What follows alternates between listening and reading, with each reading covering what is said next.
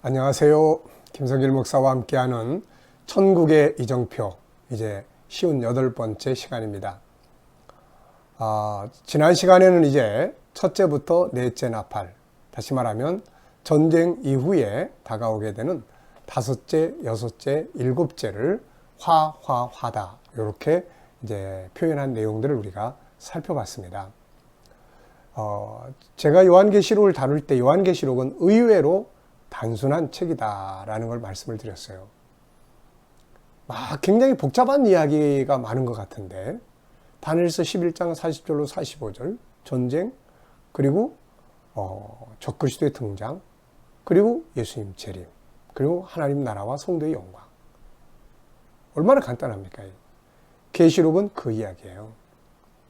하나님 나라가 임하는 계시록 21장 22장, 천년왕국을 포함하면 20장부터, 그리고 19장 예수님 재림하는. 그러면 이제 그 앞에 적그리스도 등장하고, 그러면 그 앞에 적그리스도가 등장할 시점에 세상에 어떤 일이 벌어지는가? 적그리스도는 그냥 아무 때나 우연히 막 나타나는 게 아니에요. 우리 그런 말 아시죠? 영웅은 난세에 나온다. 전쟁 이후에 세상이 어떻게 될 것 같습니까? 일어나면 안 되는 전쟁이죠. 누가 그걸 좋아합니까? 1차 대전이 일으키고 싶어서 일으켰나요? 2차 대전이 일어나고 싶어서 일어났나요? 아니에요. 우리가 계시록 뒤에 16장에 이런 곳에 가서 보면은 하나님께서 이 역사를 통치해 나가시는 이가 마지막 하나님 나라의 역사를 이루기 위해서 이루어 가시는 것이고, 현실적으로는 용의 입에서 귀신의 영들이 나와서 통치자들의 마음을 막 잡아 흔드는 것이죠. 그래서 싸움이 벌어지는 겁니다. 그래서 이 전쟁, 1차 대전, 2차 대전 이후에 세계가 얼마나 극심한 혼란을 겪었나요? 전쟁에 총에 맞아 죽은 사람보다 심리적 비용 때문에, 그것 때문에 죽은 사람들이 훨씬 더 많죠. 이런 상황들 속에서 세계를 다시 복구하고 인류에게 평화를 외치고 다시 재건해줄 인물이 등장한다면 이 사람은 영적 존재가 될 거예요. 다섯째 나팔은 바로 그런 존재가 등장하게 만드는 나팔입니다. 자, 그러면 이제 우리가 첫째부터 넷째까지의 나팔, 전쟁, 그리고 화, 왜 화라고 그랬는지 말씀드렸죠. 그럼 이제 이 시간에는 다섯째 나팔을 보겠습니다. 내용은 이제 우리가 알고 있어요. 다니엘서 12장 1절. 그때의 창세 이후로 없었던 그런 환란. 네.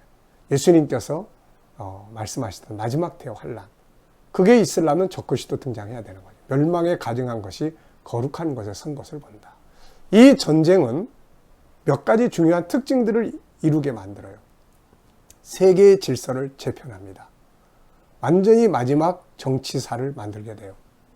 그리고 예루살렘 성전이 건축되게 만들어요. 그리고 복음이 모든 족속에게 마지막 전파되는 시기가 되는 거예요. 그리고 적그리스도가 등장하게 만들어줍니다. 이런 상황들이 바로 다섯째 나팔을 통해서 벌어지는 내용들입니다. 네. 자, 그러면은 이제 다섯째 나팔은 9장 1절부터 11절까지가 기록하고 있습니다.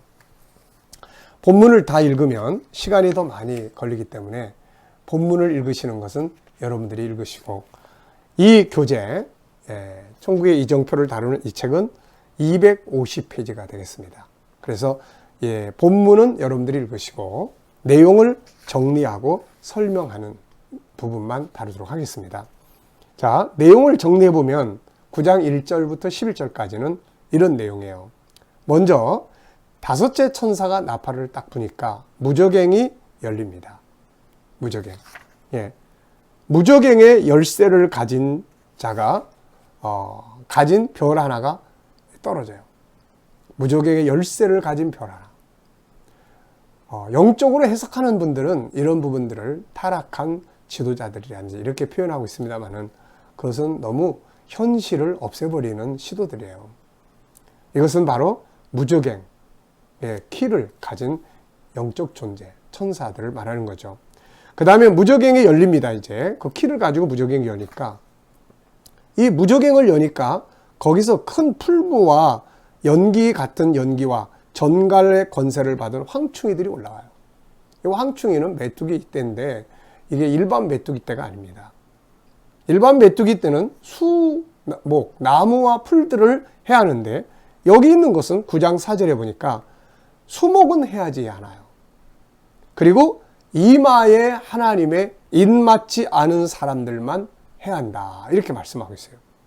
그리고 이것들은 역사하는 기간이 정해져 있습니다. 5달 동안 사람들을 괴롭게 하는데 전갈이 쏠 때의 괴로움과 같아요. 죽고 싶지만 죽을 수도 없는 고통스러운 시간이 오는 것을 말하고 있습니다. 그리고 보면 7절부터는 이 황충이들의 모양을 설명해요. 이것들의 모습을 보여줍니다.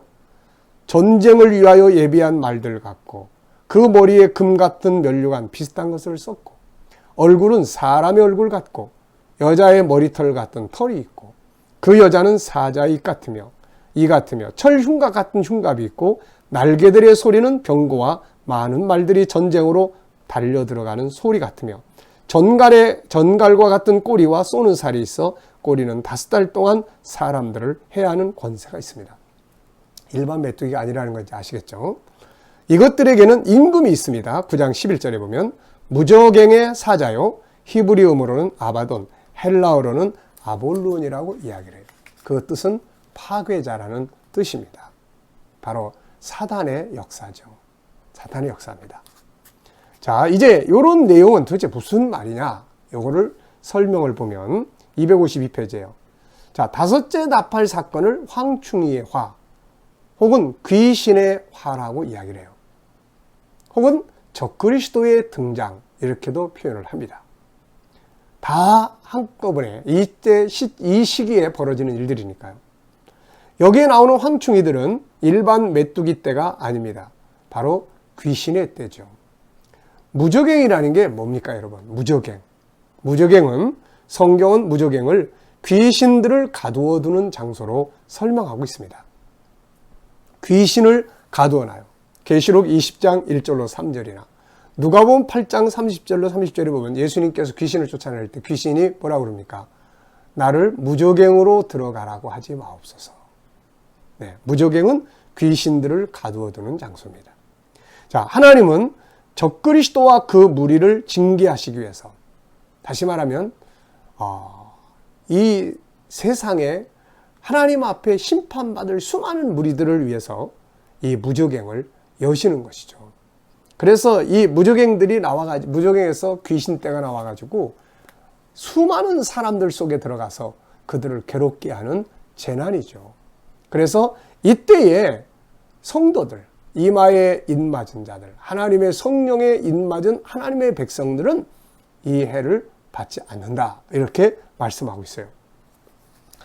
이게 무슨 말이냐? 하나님의 성령이 충만하게 역사하시는 사람들 속에 귀신이 들어갈 수가 없는 것이죠. 그래서 예수님께서도 마지막 때가 될수록 성령 충만해야 된다. 기름 준비해야 된다는 것을 말씀해 주신 것입니다. 물질 문명이 발전하면서 사람들은 점점 이 내면의 세계가 병들어가죠. 성령의 역사가 충만하기보다는 내면에가 텅텅 비어가요. 그래서 많은 심리적 질병들, 공황장애, 우울증, 수많은 질병들이 고통을 받게 되는 것이죠. 그런데 여러분, 지금은 단순한 그런 심리적 주변의 환경 때문에, 아픔 때문에 그런 아픔을 겪게 하지만 이 전쟁이 일어난 후의 사회적 현상은 어떻게 될 것 같을까요? 그 사회적 현상을 한번 생각을 해 보십시오. 수많은 정신질환자들이 등장을 하게 되고 여기에다가 귀신들이 역사를 하는 그런 시대가 된다는 것이에요. 이런 때 제정신 가지고 살아갈 수 있는 사람은 누구겠습니까? 성령의 충만함을 받고 복음과 진리의 확실성을 가진 사람들. 야, 이 전쟁 때문에 이렇게 힘들지만 그러나 이건 지나간다. 이게 일어나는 걸 보니까 이제 6째 나팔이 곧 불 거다. 그리고 주님이 오시는 7째 나팔이 곧 불 거다. 믿음의 확실성을 가지고, 진리의 확실성을 가지고, 하나님 나라에 대한 소망을 갖고 성령의 감동을 받은 사람들, 이 사람들은 견고하게 이기고 승리할 수가 있게 되는 거죠. 귀신의 화를 받지 아니할 뿐만 아니라 바로 그런 사회적 현상 속에서도 소망을 갖고 승리할 수가 있게 되는 것입니다. 그런데 이런 상황 속에서 주목해야 될 것은 이런 일반적인 귀신 때만 무조갱에서 나오는 것이 아니에요. 단순하게 사회가 혼란하고 살기 힘들고 정신적 질환자들이 많고 영적인 귀신의 세력들이 사람들을 공격하고 속에 들어와서 괴롭히고 이것만 있는 게 아니라 이때 사회적 상황을 보면 전쟁 이후에 세계는 황폐화되고 경제적으로 어려움을 겪으면서 사회적 혼란 그런 속에서 귀신의 화가 역사를 하는데 이거를 누군가가 영웅처럼 등장해서 앞서 말씀드린 것처럼 세계의 경제를 다시 회복하고 세계 질서를 다시 회복하고 전쟁으로 황폐화된 세계를 다시 복구하면서 등장하는 인물이 있다면 이 사람은 바로 세계의 영웅적 존재가 되게 되는 것이죠. 그런데 어느 날 무조갱에서 또 하나의 존재가 올라와서 이 사람 속에 탁 들어갑니다. 이 사람 속에. 그래서 이때부터 이 사람이 적그리스도가 되게 되는 거죠. 이 사람이 세계에 등장해서 전쟁 이후의 세계를 평화의 세계로 만들어 나갈 때 세계는 그 사람을 따라요. 그래서 계시록 13장에서는 온 세계가 그 사람을 따르게 될 것이라고 말씀하고 있습니다. 그러다가 어느 날 이 사람이 이렇게 세계적인 것들을 복구할 때 유대인들은 예루살렘 성전을 건축할 수 있는 계기가 될 수 있고 우리에게는 복음이 땅끝까지 전파되는 마지막 복음의 증거의 역사의 기간들이 도래할 수 있고 그런데 어느 순간 무조갱에서 올라온 한 영이 있습니다. 이것을 성경은 짐승이라고 이야기를 해요. 무조갱에서 나오는 일반 황충이 때, 일반 귀신 때가 아니라 특별한 존재가 하나 무조갱에서 다 올라오는 거예요. 그래서 요한계시록 11장 7절 말씀을 보면은 11장 7절을 보면은 그들이 증언을 마칠 때 무조갱으로부터 올라오는 짐승과 그들과 더불어 전쟁을 일으켜 무조갱에서 짐승이 올라와요. 계시록에서 말하는 짐승은 다 적그리스도를 말합니다. 그리고 또 17장 8절에도 보면은 바로 무조갱에서 올라온 이 짐승을 이야기를 해요. 다섯째 화는 전쟁 이후에 펼쳐질 사회적 고통, 영적으로는 무조갱에 있던 귀신들이 올라와서 수많은 사람들 속에 들어가서 그들을 고통스럽게 하는, 그러나 성도들은 성령에 입맞고 진리에 굳게 서서 소망을 갖고 살아가는 사람들은 전혀 해당되지 않는 부분이죠. 이럴 때 한 영이 올라옵니다. 바로 적그리스도의 영이죠. 그래서 이런 사회적 현상과 영적인 일과 맞물리면서 적그리스도의 영이 올라와서 이 사람 속에 세계의 영웅적 존재로 등장하는 이 사람 속에 탁 들어가면서 비로소 창세기 3장 15절에서 예언했던 그 존재, 바울 사도가 예언했던 그 존재, 다니엘이 다니엘서 7장에서 7 작은 뿔이라고 설명했던 그 존재, 예수님께서 멸망에 가증한 것이라고 소개했던 그 존재가 드디어 역사상에 등장하게 되는 것이죠. 이게 바로 다섯째 나팔이 되겠습니다. 자, 다섯째 나팔에 관한 말씀은 더 자세한 건 교재를 보시도록 하시고 여기서 마치도록 하겠습니다. 감사합니다.